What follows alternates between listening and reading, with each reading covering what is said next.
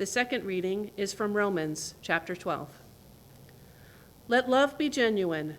Hate what is evil. Hold fast to what is good. Love one another with mutual affection. Outdo one another in showing honor. Do not lag in zeal. Be ardent in spirit. Serve the Lord.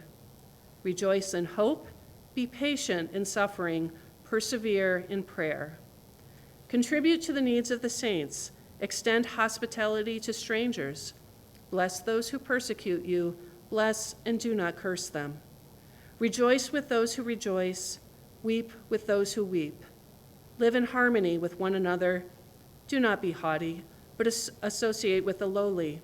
Do not claim to be wiser than you are. Do not repay anyone evil for evil, but take thought for what is noble in the sight of all.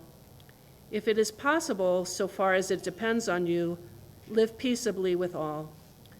Beloved, never avenge yourselves, but leave room for the wrath of God. For it is written, "Vengeance is mine, I will repay," says the Lord. No, if your enemies are hungry, feed them. If they are thirsty, give them something to drink, for by doing this you will heap burning coals on their heads. Do not be overcome by evil, but overcome evil with good. The word of the Lord. So indeed, tomorrow, Prince of Peace members will gather with members of lots of other faith communities, Christian, Jewish, Muslim, and others, for what has now become our annual Montgomery County Interfaith 5K. We will gather together and get to know each other better. We'll get some great exercise, and we will collect food and money for needy people in Montgomery County. It is a great event, and year after year, people have enjoyed it so much that it continues to be really well attended. But the original impetus for the Interfaith 5K was actually a disgusting act of evil. A number of years ago, Sherry Torah congregation over in the Lakelands here was defaced in the middle of the night with Nazi graffiti.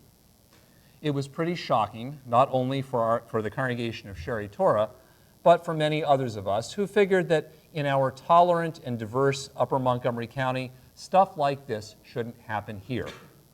But it did, and people were shocked and disgusted and angry. But in the aftermath of that event, folks from Sherry Torah thought that instead of just being shocked and angry and letting the narrative of religious strife continue, wouldn't it be great if people in our community of all faiths could do something positive? Something beneficial that would show the community that people of different religions in our community could come together for something positive and good. And that's how the idea of having a 5K was first hatched. We got involved early because it turns out that one of the things that Jewish and Lutheran congregations have in common in Upper Montgomery County is that we both have a bunch of people who like to get up at the crack of dawn and go running. But over the years, the Interfaith 5K has become more than just another 5K run. It's been an opportunity each year for people of all religious groups to focus our attention on doing something public and positive in our community. It's been an opportunity to focus our energy on doing something that benefits others. And it's been an opportunity to actually involve our bodies in building friendships and relationships with one another. In many ways, it's been an event in which we all come together to do what Paul is talking about in his letter to the Romans today, to overcome evil with good. And it's not that we think, or that Paul thought either, that by doing a few good things, evil people or evil actions will cease. Since the Nazi graffiti on the walls of Sherry Torah, there have been other acts of evil, violence, and intolerance, even here in Montgomery County. But Paul points out that as people of faith, God calls us to be people who show our community and our world a different way of living. We can stew in anger and disgust over evil, or we can work even harder to do good. And in a world which seems constantly bombarded with evil and bad news at every turn, we always have a choice. We can get caught up in the evil, or we can focus on the good. This is never easy, and it wasn't for the first century Christians to whom Paul wrote either. After all, some of the evil that he talks about was directed personally at them. But every year, as we participate in the 5K, it can serve as a reminder that overcoming evil with good is often about focusing on what we can do that's positive instead of dwelling on the negative. And honestly, I often have a hard time with this, but it really doesn't do any good to simply post outrage on social media and come up with zingers to mock people who do outrageous things. Paul writes in today's reading, "Take thought for what is noble in the sight of all." Focus on what is good. Focus on what is positive, the stuff that gets missed when you're too busy focused on all the stuff that's bad. Because sometimes the first part of overcoming evil is not letting the evil blind your mind and your sight to the things that are positive in the world around you.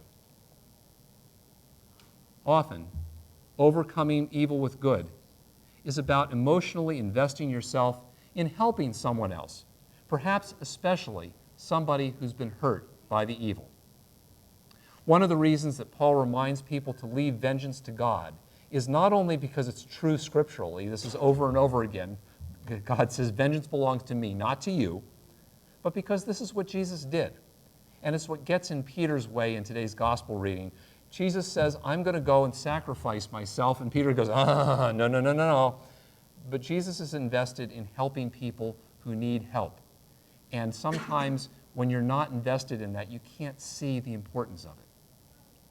And also, when you get sucked into vengeance, how we can get back at somebody, how we can fix that, that person or something like that, what you end up doing is exhausting all of your energy wondering how you can get back at somebody, and you don't have any energy left to do anything else.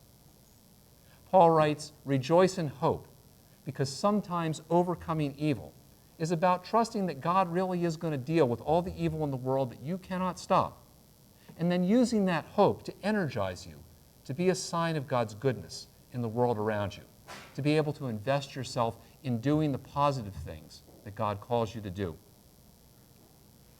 And often for us too, overcoming evil with good is about physically making peace in a world filled with anger and violence. Honestly, we can collect food and raise money and issue statements of solidarity with other religious groups without getting together and having a race. But it's not the same as actually building relationships with others. It's those relationships with other people that make for peace. Paul writes, "So far as it depends on you, live peaceably with all." And that often means starting and nurturing relationships with people who are not like you, who do not share your same religious or political views, and who you might not otherwise come into contact with. Sometimes overcoming evil is about putting your actual body into positive actions with others, about building and maintaining relationships with other people, because it's through those relationships that God brings about peace.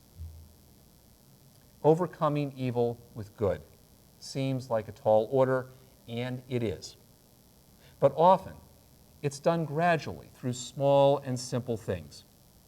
Good begins to overcome evil when we focus on what's good instead of just what's wrong.